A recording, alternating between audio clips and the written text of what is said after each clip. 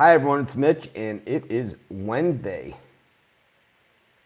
July 11th, 2018, here with your free live show. Of course, we are here live 7 days a week, 365 days a year, right around 11 o'clock Eastern Standard Time. Not always exactly at 11, but right around there.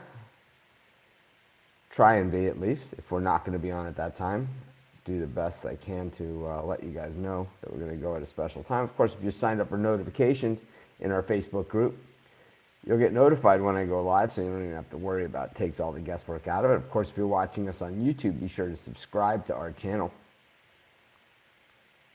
Morning, Indy. How are you? Scott, welcome to the show. But of course, we are here do at least 3 free picks every single day. Got a full card of Major League Baseball going on today. Got some WNBA in action. Of course, our best bets, always our premium picks. Got a question yesterday, and it's like the guy sent me actually a private message for this. I don't know why he couldn't just post it in the Facebook group. Are your premium picks always your best bets? Yeah. Say it at least 3 times a day. Say it pretty often, I would say. Say it in the Dog of the Day video. I say it on the show about, 15, 20 times. And then, the fact that he didn't post it in the group, that he had to send it in a private message, that doesn't help either. I don't get it, personally. It's like, well, I didn't know if it was okay to post. It's like, why would that be not okay to post? Because somebody else could have answered that question for you. I'm pretty sure our group hears me say it enough. But in case you haven't heard it enough, our best bets are always our premium picks.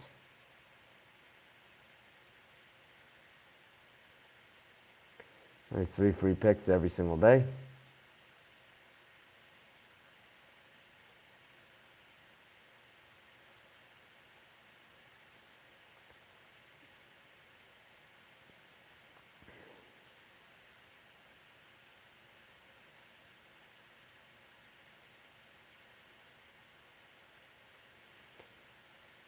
But got a full card of Major League Baseball.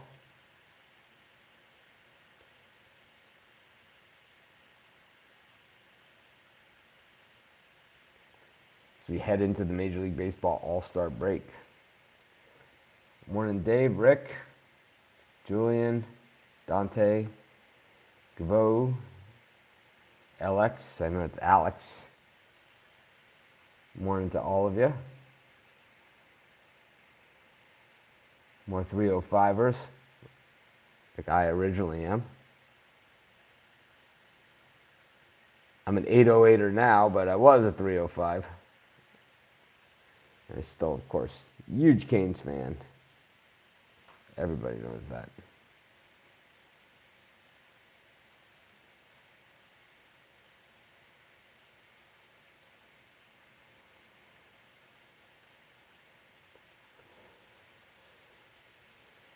Thank you guys.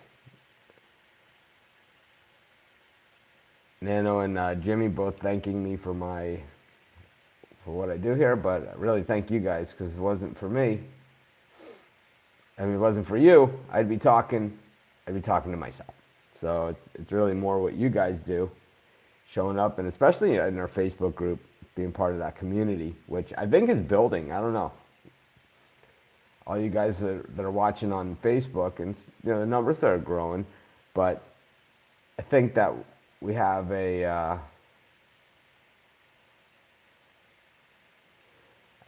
good community growing. People sharing information, saying their picks, and I'll tell you, it's great that not everybody agrees, because I don't agree with a lot of people either. So it's good. Yesterday somebody posted, and I think it was one of the moderators, Brian, posted like, oh, the Mets-Phillies game's a toss-up, and I didn't give the pick out on the show, and because I was borderline, should I give this out as a premium pick or whatever? They said, hey, you got to really do your research before just writing off first-time starters, and matchups of first-time starters. And I think everybody caught on to what I was saying there. Hopefully they pounded the Phillies like I did yesterday. I thought that was an easy one. I should have given it out as a premium pick, but I didn't. Hey, Peter, how are you? Morning. So let's get to our first pick.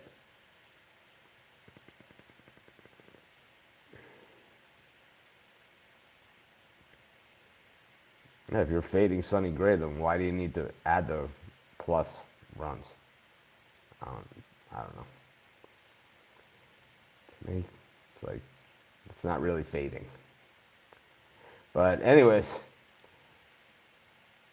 let's get to our first pick of today's show. So I laid off this one today. I took the Giants in the first two games against the Cubs. We were 1-1 so far in those games. They were a slight dog in both of them. So we're still plus money in that series in the premium area. Johnny Cueto pushed back a day. Did not look so good in his return from the disabled list, but we know over time Johnny Cueto has been money. And in the National League, he is really money. Struggled, in the Royals in the regular season when he got to the World Series against National League. He played really well, right? And then, in the National League, traditionally, one of the best pitchers. When you look at him statistically, he has the best record in Great American Ballpark, which is the second best hitter's park in Major League Baseball. He is the best ERA in Great American by over a full run. And the thing is, that was his home park, so people got more cracks at him there than almost anybody else. He probably has the most starts and most innings in Great American Ballpark also, and he still has the best ERA there, and it's not even close. That's how good this guy is when he's on. Montgomery, the Cubs kind of caught lightning in a bottle with Montgomery. Filled in for Yu Darvish. They got him, they had him more of like as a long reliever type player. And when Darvish went out, they inserted him as a starter, got some really good starts out of him, got a couple of wins with him. But the thing is that it's baseball, so players eventually regress or progress to their number. Most players, if you look consistently over the years, people have a really big season here, a really bad season there, but eventually, most seasons, they're going to play right to the back of that baseball card. And that's what we're seeing with Mike Montgomery. The ERA going up, the amount of hits against going up because, it's an aberration. And then on the other side of it, Johnny Cueto, a bad outing last time out. This is like a 2.0 ERA guy. This is like an all-star game starter type pitcher. He's a number one on most teams. We're getting a real deal here on Cueto if he returns to form. Last time out he wasn't on form. This time out, I expect him to be a lot better, especially, that they pushed him back a day. So obviously Boshi knew what he was doing. I'm going to take the San Francisco Giants here. And, by the way, it wasn't Cueto not being there last night that that cost the Giants, because Holland got them 0-0 to the seventh. So it wasn't Cueto not being there. Cueto's not necessarily injury prone.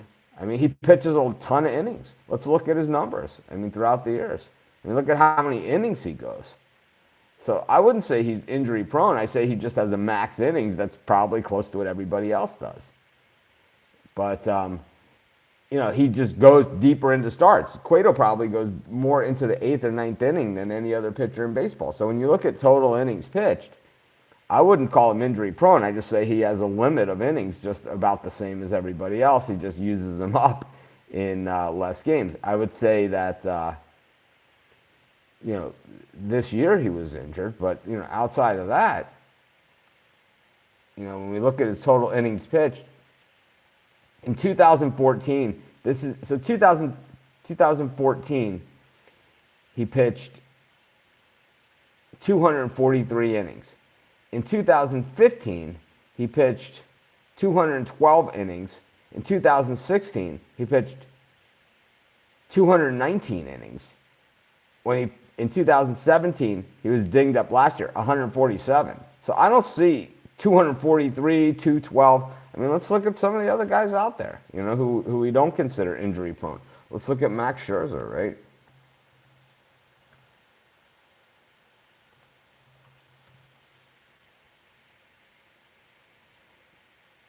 Max Scherzer, 195 innings, 195 innings, 187 innings, 214, 220, 228, 200. Right exactly in the same ballpark as Cueto. So I don't know. Brian, I agree with you on a lot of things. Not going to agree with you there. I think it's not that he's always hurt. It's that Cueto, he generally needs time off because he goes so far into games. He pitches the same amount of innings as everybody else. The thing is, he does it all in one game. He's not a 5-inning guy. He's an 8, 9-inning guy. And that's the difference. He basically pitches 2 games or 3 games for every 2 he pitches. He might even pitch, by some pitcher standards, he pitches 4 games for every 2 he pitches. So he's not injury prone. He just needs a little bit more rest. But our first pick is going to be the San Francisco Giants. So Brian and I, we're just going to disagree on Johnny Cueto. I don't know if we disagree on the pick or not, but definitely a little different opinion on Cueto. So I don't know. I'm obviously big Johnny Cueto fan. I like guys that are gamers, I loved it. I mean, last night, premium members, we're not looking back at a winner, I don't do that. But last night in the premium area, I had the Toronto Blue Jays. So Marcus Stroman's another guy, right, who eventually is going to play to the back of his baseball card. And that's why I liked it. That's why I liked that game. But the thing about Stroman, the big thing about Stroman in that game was that it was the 7th inning. He was still out there. It was his turn to bat. They're playing a National League part, so it's an American League hitter. He had gotten a hit earlier in the game, too. And it was a heated conversation. And he was like, I am not coming out of this game. I don't care. It was a 1-1 game. He was like, I am not coming out of this game. There's no way that's going to happen. Sure enough, Marcus Stroman went to the plate and hit. So, I thought that that Toronto, we don't do enough commentary on here, I guess. But I think that in that Toronto game, I got to say that the reason why I took Toronto, besides Stroman being a good value because of, he's been a guy that's been injured this season. But generally, Tehran, not a great home pitcher. He pitched great last night. 3 hits, 1 run. He pitched fantastic last night. It wasn't his fault that they lost. It was the bullpen fell apart. As we're starting to see that some of these young teams in baseball are going to have a little bit tougher time holding it together over a 162-game season, at least consistently. I'm not saying they're not going to be there in the end. I'm just saying that they're going to be less consistent because they're young. And you need to know, that grind, the dog days of summer, it's a grind. And we will, 162-game season, to hold it together and to be motivated and to play on the top of your game and to be able to beat the teams that you should beat every single night is very, very difficult. And we saw the Houston Astros put that together last year in, probably a textbook run of beating the teams you should beat. We saw the year that the Cubs won the World Series. Their record against teams with winning records was about 500 that year, at best. At best, against 5. But the teams that they should beat, they beat up on them. And we're seeing the Red Sox do it this year. But we're seeing already the Yankees.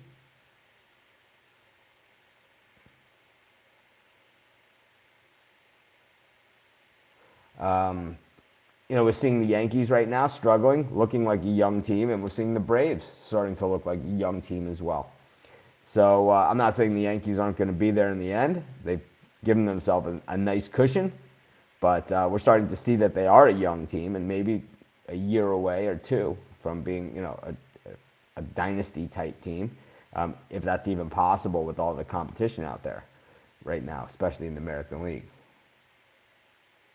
I would, I'll bet you 5 lobster dinners, Brian Bittler, that the Astros if they play the Red Sox head-to-head, that they sweep them, or 4-1. I'll give you 3 games in a head-to-head series with the Astros and the Red Sox. I'll give you 3 games. It won't even be close. If it was a fight, they would stop it. The Red Sox they beat up on the bad teams. Against the better teams, they struggle, especially on the road. They've had a really heavily weighted bad team schedule, and they've taken advantage of it. So winning the games that you should win is very much part of it in baseball. I think it's a big part of it. But I don't think it makes you a World Series contender, because when you get to the postseason, you got to beat the good teams. And let's see what the Red Sox do in Houston. Pounding, the Royals on the, covering the run line and covering the run line against, Texas at home. These are not, this is not beating the Astros in Houston in the postseason. With Keuchel and Verlander throwing 100-mile-an-hour fastballs down your throat. Colin McHugh is now like coming out of the bullpen. I mean, that's how deep this team is. Anyways, we'll have a lot to talk about then. I like the Tampa Bay Rays today with Hunter Wood going. We haven't seen a ton of Wood this year, but the Rays are really scrappy. 47-44 this season so far. Winners again yesterday. Another premium. I had them on the run line. And, I expect the Rays to get it done again. Jordan Zimmerman's a guy who, boy, if anyone can figure this out, maybe he's got the Cueto syndrome. Maybe he needs to go back to the National League. But actually, his last 3 starts, he's been very, very impressive. .90 ERA, 3.51 in the season. He's 4-0 this year. The team's 7-4, though, in games that he started. So in his no-decision games, he's actually 3-4. The Tigers are 3-4 in those games. But, Zimmerman came to the Tigers, a lot of fanfare. He makes a lot of money, lots of money. We know that Jordan Zimmerman's not going to have to worry about, he's not going to have to worry too much about his retirement life. But I'll tell you, he has not delivered for the Tigers and over the long haul. The Tigers are struggling badly. So it's just tough to take him in this spot, as well as Zimmerman has been playing. But I think that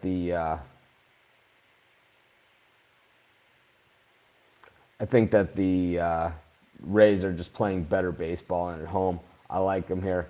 Ryan Zimmerman, by the way, $14 million is what he... No, he's making more than that. He's got to be.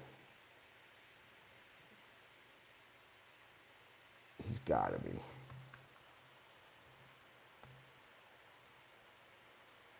I'm looking at the wrong Zimmerman. $18 million for Jordan Zimmerman. 5 years, $110 million.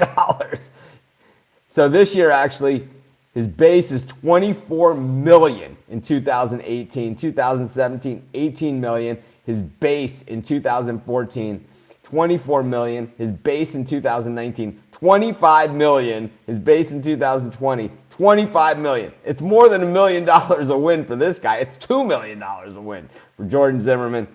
You wonder what's wrong with the Detroit Tigers. I don't know. I mean, you tell me. You got $25 million tied up into Jordan Zimmerman. $74 million over the next 3 years in Jordan Zimmerman. I don't know. You tell me what's wrong with baseball. Anybody? Why football, college football, NBA, Major League Baseball? Because Jordan Zimmerman's making $24 million this year, $25 million next year, and $25 million the following year. If you have a kid, I'm telling you, if I had kids and whatever, this is what I would be saying. I would teach my kid how to switch hit and field, because a switch hitting second baseman with an average glove makes about $12 million a year, and could play forever. Yeah, we don't play minus 200 games, so I have no opinion on that. But anyways, let's get to our next pick, Jay was asking what I think about Minnesota today. And I think you guys know I would drink boiling water before I played a team minus 200. Yeah, the Twins at 25-21 at home with a 40-49 record are minus 200. They were minus 214. I mean, this doesn't even make any sense. I know the Royals stink, but my God, if you can lay minus 200 on a 40-49 team,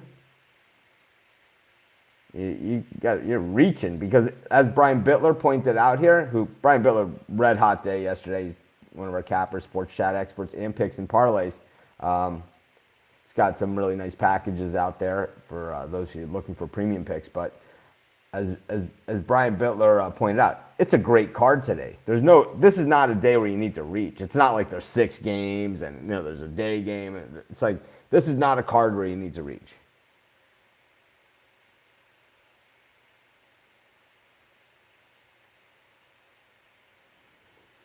It's just it's way too much.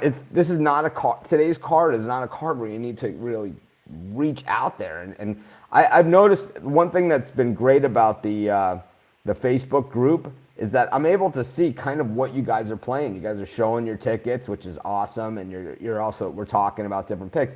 And I can't believe the juice you guys lay. I just can't believe it. Minus 240s, these laying runs and odds, and I mean on a regular basis. It's like, man, we're gonna have a new feature where you'll be able to calculate your running total on these tickets as well on the site and on the Facebook page and on everywhere. And it's a feature that everyone's gonna get to use, and we're all gonna do it together. It's gonna be fun, and you'll see how much these giant odds come back to get you. I see people do it in football too, where they lay these ridiculous prices. I mean, the New England Patriots will be like minus 700. So think about this. They lose like 2 or 3 times a year, the Patriots generally. At minus 700, if they lose 3 times, if they win every single other game, you still lose money. It's like, this is not hard. I'm not a mathematician. I barely made it out of high school. Barely. Not a good attention span. Good at sports. Loved sports my whole life. Always have been good at picking games. Always have been good at, things like this. But when it comes to school, I was, let's just say, some people enjoy it, some people don't. But anyways, let's get to our last pick of today's show. We can go to, boy, I like the Rangers here, but I can't give it out on the show. But I do like the over in Colorado. We got Shelby Miller pitching in the thin air at Coors Field. Marquez has pitched pretty well his last few outings, so he's actually improving. But Shelby Miller puts the shell in shelled. I like the over in the Rockies Diamondbacks game, and that'll be my third pick for today's show. Football players should get guaranteed contracts. I think guaranteed contracts are horrible for sports. I think what happens is, I think guaranteed contracts might be okay, but they have to be like 2 years. You can't have like a 5-year guaranteed contract or 10 years, because then what happens is you end up paying Jordan Zimmerman $25 million, even though he hasn't produced in years, and it just cripples your team. It just cripples you. And especially, some of these smaller market teams where Homer Bailey is making,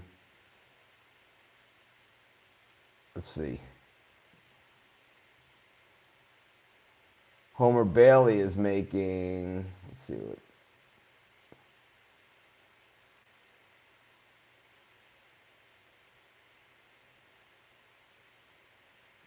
Homer Bailey is making for the Cincinnati Reds,